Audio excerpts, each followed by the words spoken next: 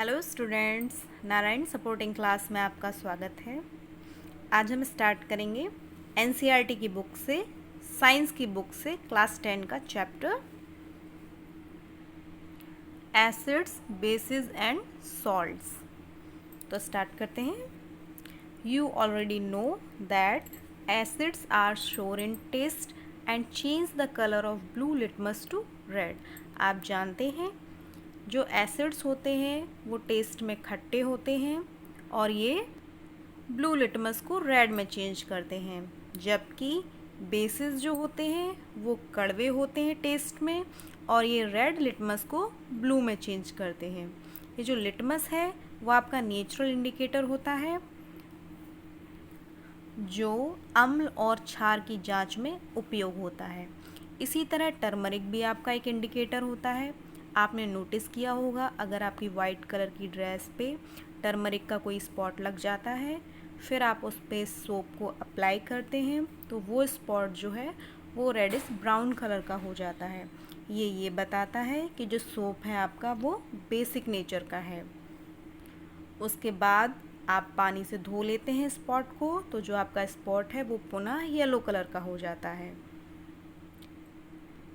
तो टर्मरिक आपकी natural indicator है। इसी तरह से कुछ सिंथेटिक इंडिकेटर भी होते हैं जैसे कि मिथाइल ऑरेंज और फिनोफ्थलीन, जो एसिड और बेस के टेस्ट में यूज किए जाते हैं। तो आपने ये जो इंडिकेटर्स पढ़े वो आपको कलर के थ्रू बता रहे हैं कि ये सब्सटेंस एसिड है या ये सब्सटेंस बेस है। कुछ आपके इंडिकेटर्स होते हैं जो गंध की थ्रू बताते हैं, मतलब ओडर के थ्रू बताते हैं कि ये एसिड है या बेसिस है।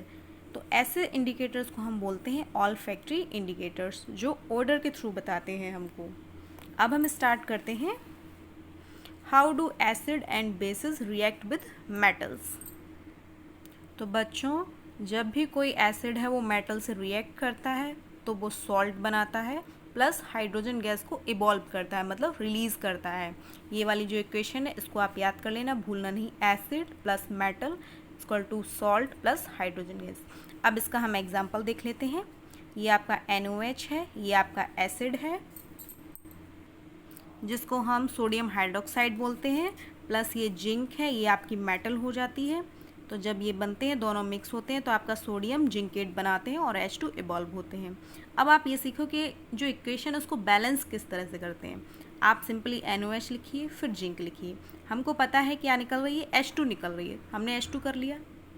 अब देखो यहाँ पर H 1 हो गई, यहाँ पर आपकी 2 हो गई, तो बैलेंस करने के लिए हमें आगे 2 कर देना चाहिए, तो 2 का मल्टीप्लाई हो जाएगा। अब देखिए Na, यहाँ पे भी 2Na हो गई, यहाँ पे भी Na2 हो गया। तो इस तरह से हम क्या है इक्वेशन को बैलेंस करते हैं। अगर आपको यहाँ पर अभी नहीं समझ में आया हो तो आप कमेंट करना मुझको, मैं आपको दोबारा से इस चीज़ समझा दूँगी कि केमिकल इक्वेशन को किस तरह से बैलेंस करते हैं। अब हम पढ़ते हैं how do metal carbonate and metal hydrogen carbonates react with acid. जब मेटल कार्बोनेट या मेटल हाइड्रोजन कार्बोनेट एसिड से रिएक्ट करती है तो क्या बनता है। तो देखिए क्या होता है। ये रहा आपका Na2CO3 जिसको हम बोलते हैं सोडियम कार्बोनेट प्लस HCl। ये आपका हो गया हाइड्रोक्लोरिक एसिड। दोनों मिलते हैं तो आपका क्या बना रहे हैं, सॉल्ट बना रहे हैं। NaCl सॉल्ट का फॉर्मूला है, प्लस H2O प्लस CO2 को इवॉल्व कर रहे हैं। इसी तरह से हमने ले लिया है NaSCO3 sodium hydrogen carbonate plus HCl hydrochloric acid. दोनों मिलकर क्या बना रहे हैं, NaCl plus H2O plus CO2 को इवॉल्व कर रहे हैं।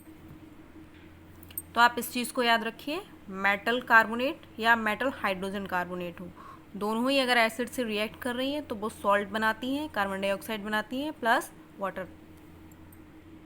अब हम देखते हैं reaction of metallic oxide with acid. तो क्या होता है, मेटल ऑक्साइड प्लस एसिड करते हैं तो ये हमारा सॉल्ट बनाता है प्लस वाटर बनाता है। तो बच्चों, आज की क्लास में हम इतना ही रखते हैं। आपको वीडियो कैसी लगी कमेंट करके हमको ज़रूर बताइए। आप इस चैनल को लाइक, शेयर और सब्सक्राइब ज़रूर कीजिए और बेल आइकन को भी प्रेस कीजिए। Thank you.